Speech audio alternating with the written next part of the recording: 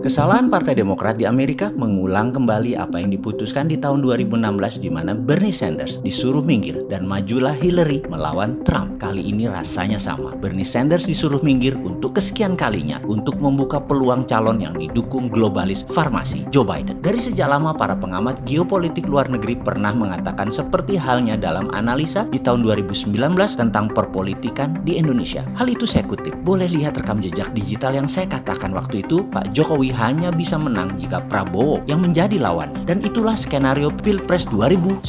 Pokoknya Anies, Gatot, atau siapapun jangan maju melawan Pak Jokowi di tahun 2019 kecuali Pak Prabowo. Banyak cara dilakukan agar hanya Prabowo yang maju melawan Pak Jokowi dan strategi cantik pun dimainkan. Terbukti berhasil. Saya akui strateginya itu jenius. Pak Jokowi tanding ulang dengan Pak Prabowo seperti halnya di tahun 2014 dan sesuai analisa 2019 Pak Jokowi menang lagi. Kita menengok Amerika kembali sekarang. Bernie adalah lawan berat Partai Republik di Amerika. Maka Trump hanya bisa menang kalau bukan melawan Bernie. Di tahun 2016, Bernie dipaksa minggir oleh rapat Partai Demokrat di mana pihak Partai Republik banyak melakukan pembunuhan karakter Bernie dan memuji-muji Hillary Clinton. Dan terulang kembali di tahun ini, tahun 2020. Joe Biden dipuji-puji Partai Republik. Bernie dimatikan. Ternyata kemakan juga propaganda Trump tadi oleh Partai Demokrat. Manuver Trump menggeser Bernie ini patut diacungi jempol dan saya juga bicara di beberapa video yang lalu. Joe Biden banyak dosanya. Lawan empuk bagi Trump di tahun 2020 ini. Jadi Trump kalau mau menang lagi kedua kalinya jangan melawan Bernie Sanders. Harus Joe Biden. Maka bagi banyak pengamat geopolitik internasional sejauh ini, walau masih 5 bulan menuju bulan November 2020 ini, mengatakan Trump masih unggul walaupun tipis. Masalah Trump hanya tinggal mengelola rasisme di Amerika, COVID di Amerika, dan perang dengan Tiongkok. Secara pribadi saya ini lebih memilih Bernie Sanders karena kesamaan prinsip keuangan moneter dan fiskalnya yang mengadopsi modern monetary theory dengan Bernie, di mana kalau Bernie menang, MMT dipakai di Amerika, dunia berubah. Ini game changing banget. Kedepan mau Joe Biden kayak mau Trump kayak yang menang, bagi sejarah MMT tidak ada bedanya. Oke, kita kembali ke realita. Trump lawan Biden. Jadi kalau kita menjadi Trump, apa yang dilakukan dengan 3 masalah tadi? COVID, rasisme, dan Tiongkok. Maka fokus tetap ke Tiongkok. Menang dengan Tiongkok. 2 periode di tangan. Ini adalah kunci pemenangan Trump. Trump manusia yang fokus. Jadi waktu dan perhatian terbanyak adalah urusan dengan Tiongkok. Caranya dengan perang bedil-bedilankah? Sungguh, saya sejauh ini mengatakan tidak. Walau skenario di Pentagon berbagai bentuk perang terus disimulasikan dan yang terbaru adalah kalau Tiongkok melakukan apa yang sedang disimulasikan di Pentagon saat ini, yaitu menggunakan perang hybrid dan asymmetric war yang akan Tiongkok jalankan. Skenario yang sedang dilakukan di Pentagon adalah menganalisa seandainya Cina meletuskan sendiri senjata perangnya dari laut yang seakan-akan serangan Amerika ke daratan Cina, lalu Tiongkok memerintahkan rakyatnya untuk eksodus keluar dari Cina. Diperkirakan 50 juta dari sisi barat akan ke Eropa, 50 juta ke Pakistan dan daerah Persia, dan 100 juta akan ke ASEAN. Rakyatnya diprovokasi untuk eksodus dan dunia internasional akan sulit menolak gelombang pengungsian seperti ini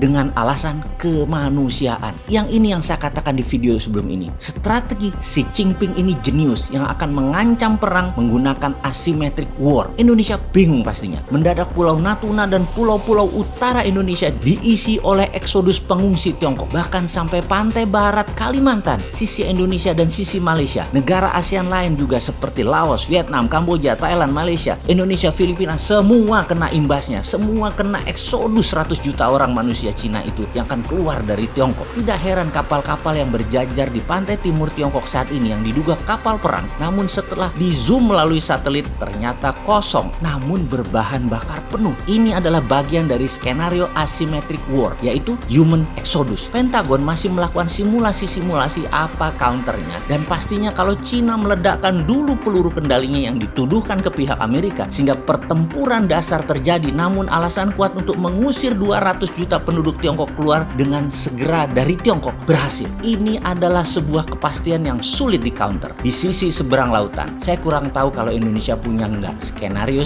pengandaian seperti ini. Rasanya sudah puluhan simulasi dari pihak Tiongkok dan dari pihak Amerika kita buka ke publik agar menjadi acuan bagi mereka yang peduli akan kedaulatan NKRI kita. Semoga dibuatkan strategi agar jangan tergagap-gagap kalau apapun skenario dijalankan oleh kedua belah pihak yang bertikai, Tiongkok dan Amerika ini, kita ada solusinya. Catatan, skenario ini semua belum tentu dijalankan kalau pihak lawan telah membacanya dan punya counternya. Namun, namanya skenario, setiap rancangan harus punya counternya, harus punya solusinya. Sedangkan yang nanti mereka jalankan, pasti kita nggak akan pernah nyangka. Semua bisa terkejut-kejut karena belum tentu kita baca atau kita analisa apa langkahnya. Kita juga tidak tahu nego-nego langsung yang para lobbyis kedua negara tersebut lakukan setiap harinya. Yang pasti, saat ini adalah pelajaran strategi bernegara yang tidak mungkin saya lewatkan setiap detiknya. Ini namanya world class geopolitik. Sayang ya kalau nanti di tahun 2024, siapa saja yang mau menari nanti, yang mau menjadi wakil rakyat atau menjadi pejabat pemerintah, termasuk presiden, begini-beginian nggak ngerti mau kemana bangsa ini dibawa mereka.